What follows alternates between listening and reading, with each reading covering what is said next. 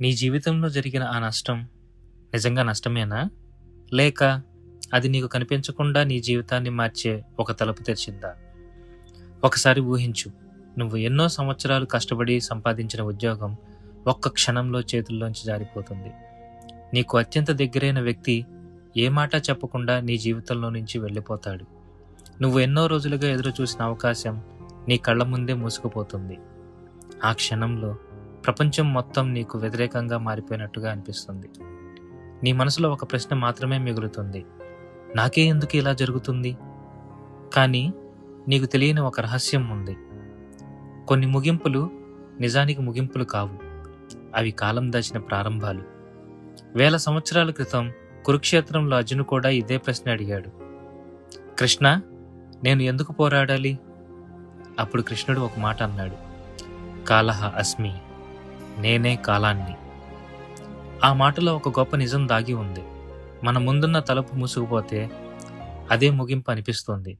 కానీ బహుశా కాలం మన కోసం మరో తలుపు తెరుస్తూ ఉండొచ్చు.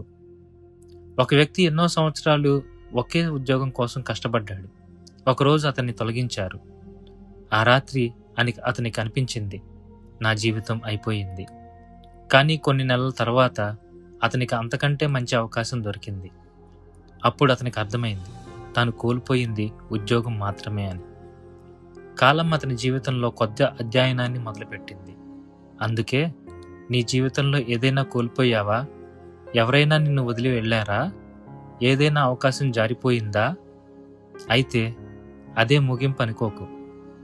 మనకు కనిపించేది ఒక పేజీ మాత్రమే. కానీ కాలానికి మొత్తం కథ వినిపిస్తుంది. ఈరోజు ఏదైనా తప్పుగా జరుగుతుంది అనిపిస్తే ఒక్కసారి ఆగి ఆలోచించు. ఇది నీ కథ ముగిసిందనే సంకేతమా? లేక కాలం నీ కోసం కొత్త పేజీ తిప్పుతోందన్న శబ్దమా? గుర్తుంచుకో, నిన్ను కూల్చిన ప్రతి ఘటన నిన్ను ముగించడానికి రాలేదు. కొన్ని సంఘటనలు నీలో దాగి ఉన్న బలాన్ని మేల్కొల్పడానికి వచ్చాయి.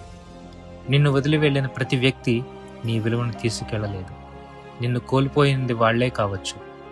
మూసుకుపోయిన ప్రతి తలుపు నీ ప్రయాణాన్ని ఆపలేదు. అది కేవలం నువ్వు వెళ్లాల్సిన దారిని మార్చింది. కాబట్టి పడిపోయావా? లేచి నిలబడు. కోల్పోయావా? నీ లోపల మిగిలిన బలాన్ని గుర్తించు. ఒంటరిగా ఉన్నావా? నీ స్వరాన్ని నువ్వే విను. ఎందుకంటే నీ కథను నిర్ణయించేది నిన్ను తాకిన నష్టం కాదు, ఆ నష్టం తర్వాత నువ్వు తీసుకునే నిర్ణయం. ఈరోజు నీకు చీకటిగా కనిపిస్తున్న దారి రేపు నీ విజయానికి దారి కావచ్చు. ఈరోజు నీ కన్నీళ్లుగా ఉన్నది రేపు నీ బలానికి సాక్ష్యం కావచ్చు. ఈరోజు నీ ముగింపుగా అనిపిస్తున్నది రేపు నీ జీవితంలో నీ గొప్ప మలుపుగా మారవచ్చు. కాబట్టి కాలాన్ని భయపడకు, కాలాన్ని నమ్ము. నీ ప్రయాణాన్ని నమ్ము. ముఖ్యంగా నిన్ను నువ్వు నమ్ము. ఎందుకంటే కాలం ఎవరి కోసం ఆగదు. కానీ కాలంతో పాటు నడిచేవారిని కాలమే ఒక రోజు చరిత్ర మారుస్తుంది. నీ కథ ఇంకా ముగియలేదు. ఇది కేవలం ఒక అధ్యాయం మొదలైన శబ్దం.